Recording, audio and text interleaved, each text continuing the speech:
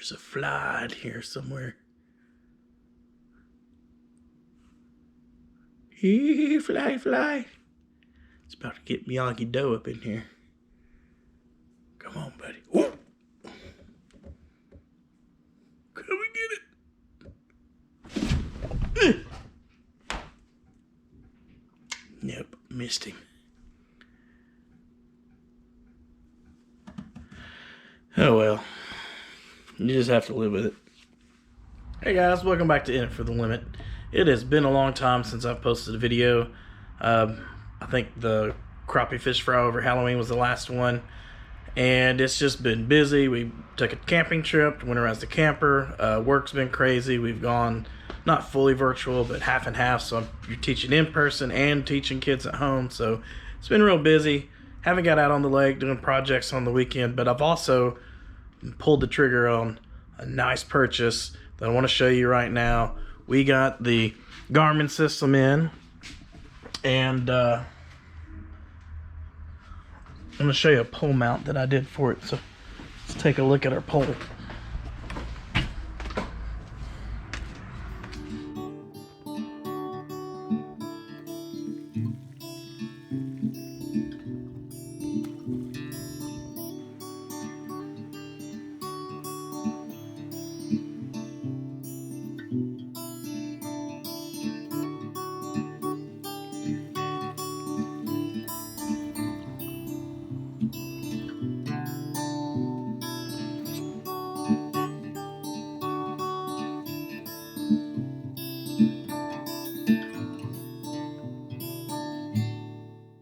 Alright, so it's a mess in here.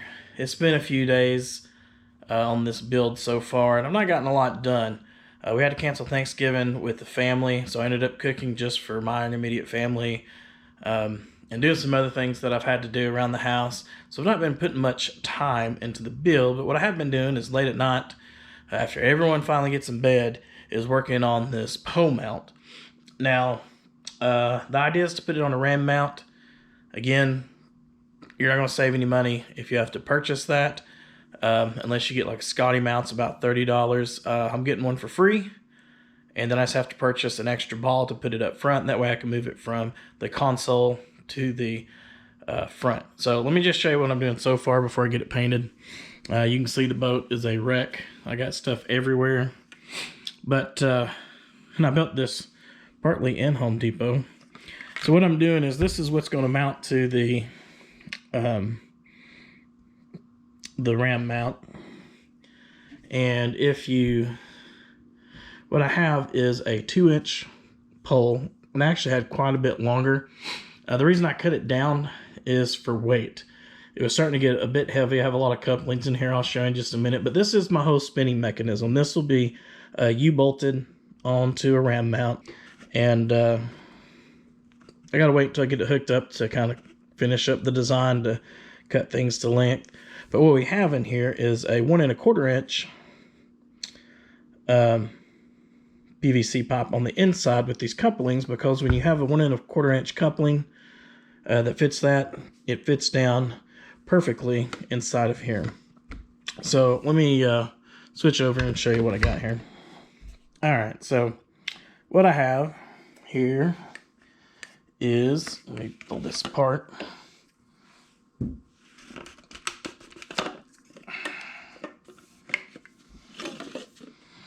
But I have a, this is a 1 1/4 inch inside. Now, what I did with this coupling, with these two, is because I'm sandwiching it in to this one. So, with this downsize here on the 2-inch, this coupling actually sits down inside it. It won't pass through. I don't know if you can see, it's a bit, you got a bit of an angle to it right here. And now I actually originally, I took one of these. Let me find this one actually goes on top.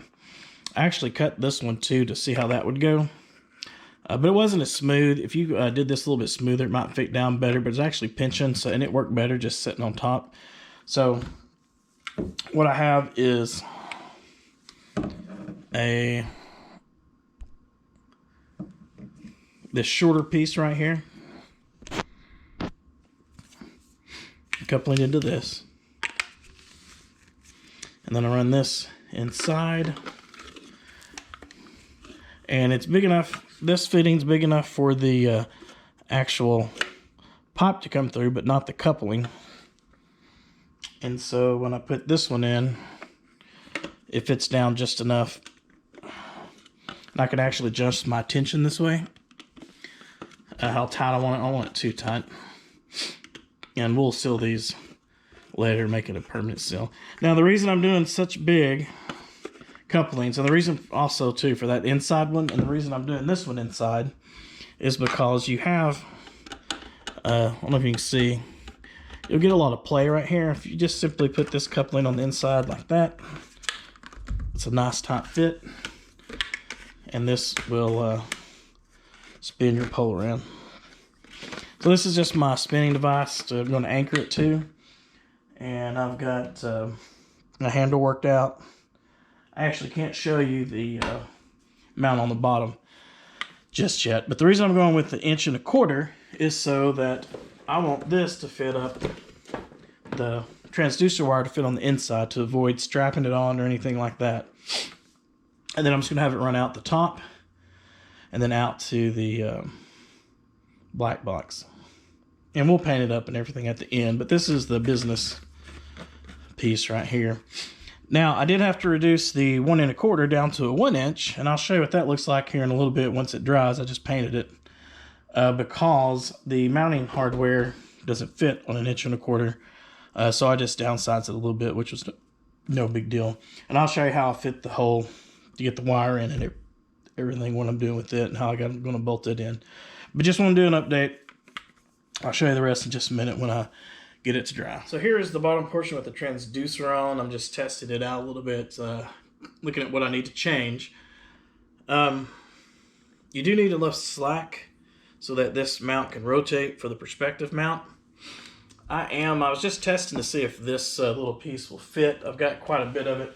I am going to run this around the rest of this just to protect it. I might actually just run the whole thing, because I've got 10 foot of this wire. I might just do the whole thing. That way there's no worry about it. I was kind of concerned about water collecting in it, but I think it'll be all right since it's open. I might do a little bit of electrical tape in a couple spots just to secure it a little bit. We do have, so it'll just spin like this, but on this perspective mount, if you can see, it's got the markings on it so that you can do forward view. You can line up the numbers. There's forward view if you want it down right here, and then you line on this, there are 2 marks. If you line up the single notches, that is for forward facing. If you want to go into perspective mode, there's a double notch right there, and then you turn to perspective. And that's one thing I was testing to make sure is this right down here would clear, making sure that cleared, and just checking out this cord right here is why I fitted that on right now. So this top part, which I haven't finished, is going to come out. The reason I'm doing this T-bar is so that the wire can come out the top, and then the handle will be separate. That way the wire comes out the top of that.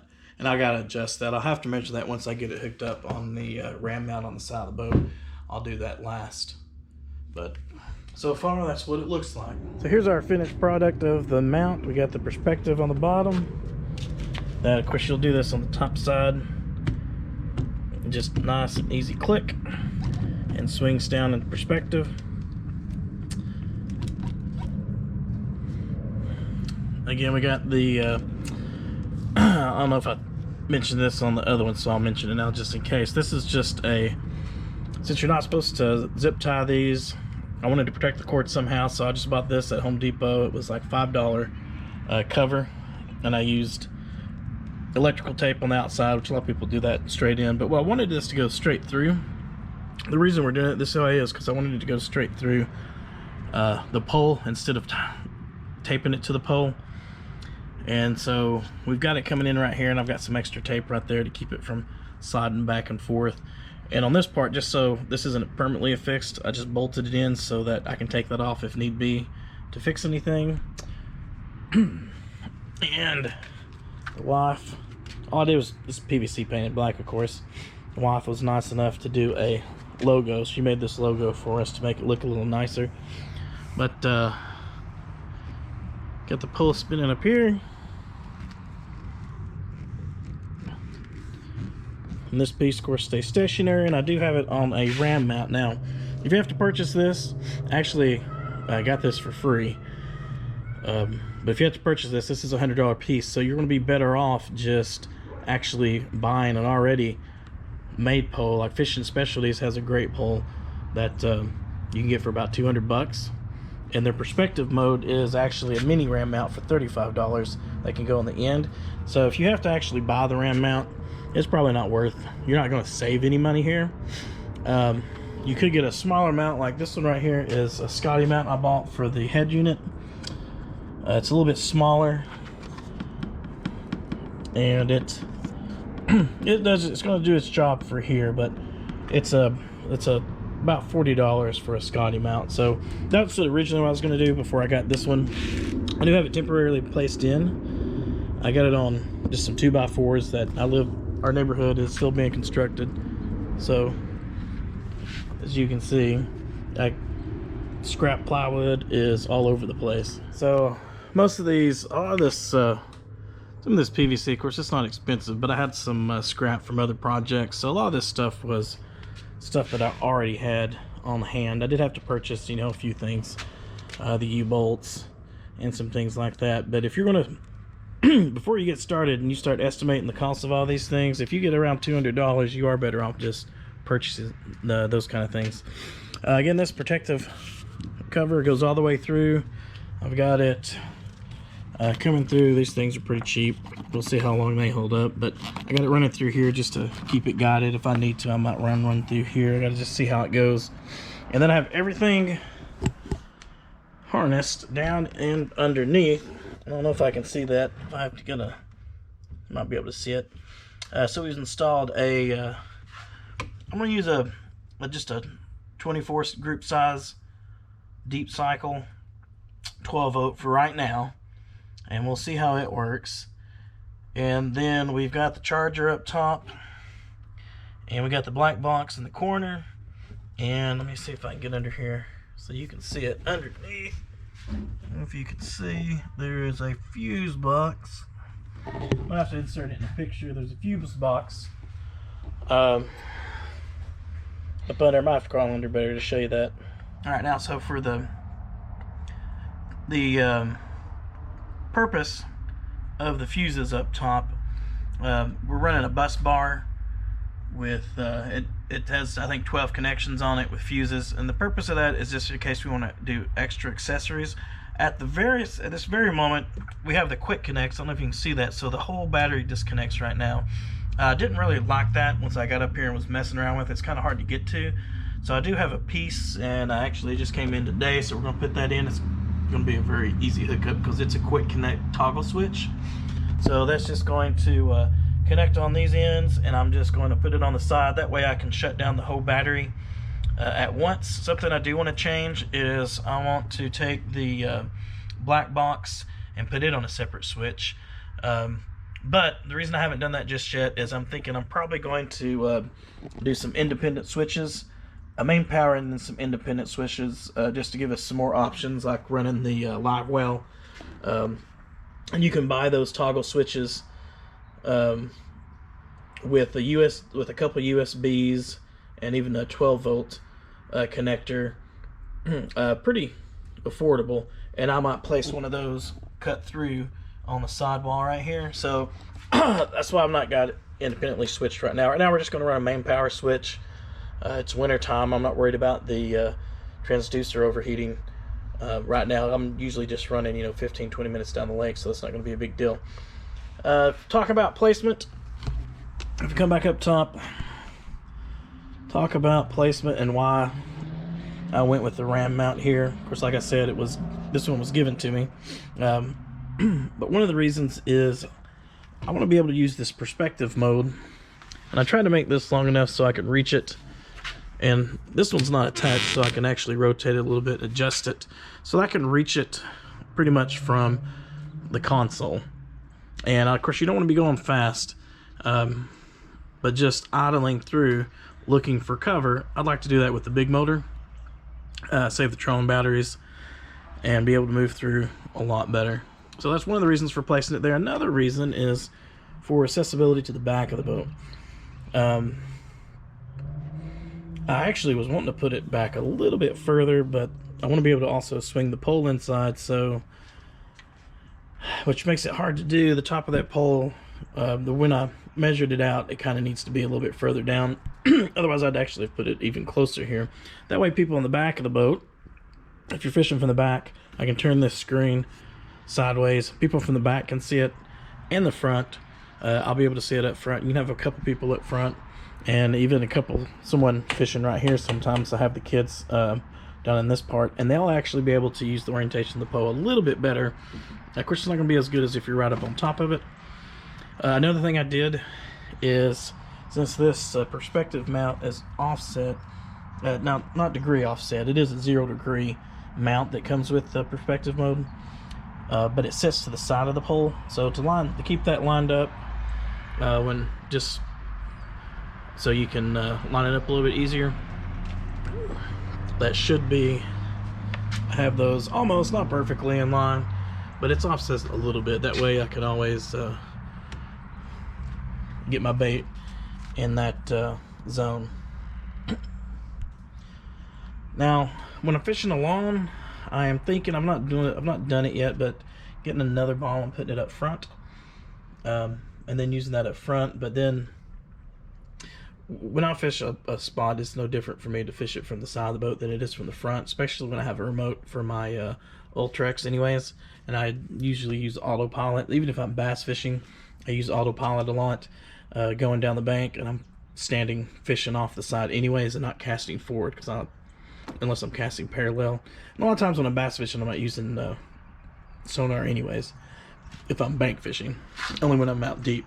And that's not going to make a big difference just casting off one side of the boat, but we'll see. I have it I have this set up to where I can put another 2-inch ball up front somewhere, and this will stretch up there. However, I don't have another Garmin unit, so I'll have to turn around backwards, which is going to be a little bit of a pain, which is another reason I put this right here. So we'll see how it goes. Haven't got it out yet, so hopefully this weekend we'll get it out. But just want to show you the pole mount and get this video up since I haven't had one in a while, and show you just what we did with it. Again, this only works if you have a lot of this stuff on hand. Use what you got, where you're not spending extra money. If you're gonna have to spend extra money, might as well just buy you one. All right, so that's it.